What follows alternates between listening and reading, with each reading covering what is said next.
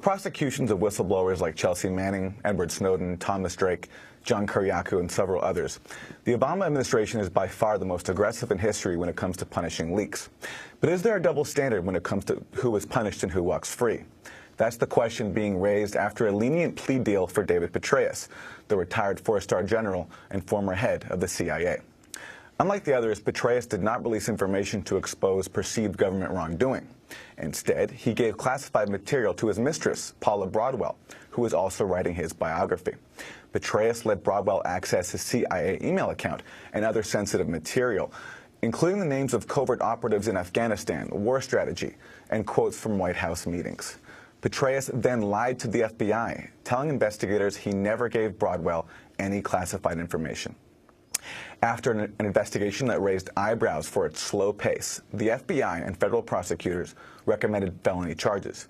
But unlike other leakers, Petraeus was not indicted. Instead, earlier this month, he reached a plea deal, admitting to one count of unauthorized removal and retention of classified information. Prosecutors won't seek prison time, but instead 2 years probation and a fine. His sentencing is next month.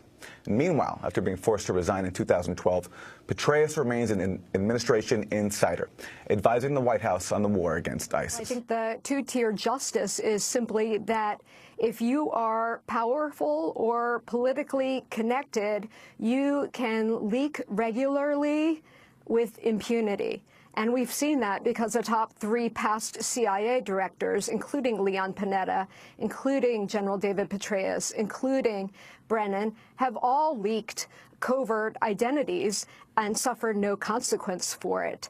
And meanwhile, the victims in Obama's war on whistleblowers have all been low-level employees, and again, people who have been whistleblowers, whose disclosures were not meant for the purpose of self-aggrandizement, but instead were meant to reveal fraud, waste, abuse, and illegality, and all of whom revealed far less than Petraeus ever did.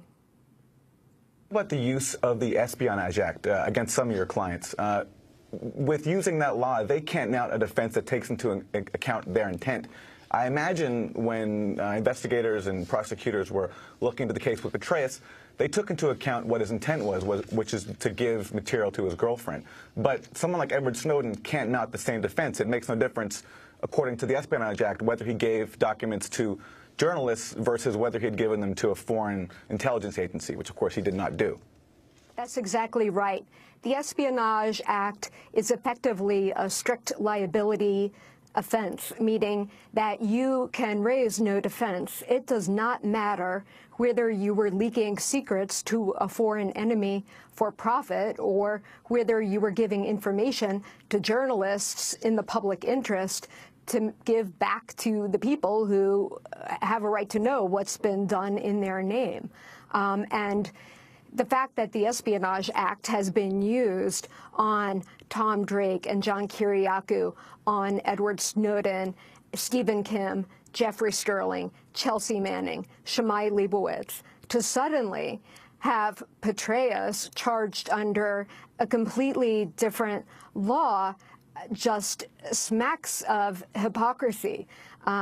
Moreover, under the Espionage Act, I mean, technically Petraeus should be charged under the Espionage Act, but also with 1 count of making false statements and 3 counts under the Intelligence Identities Protection Act.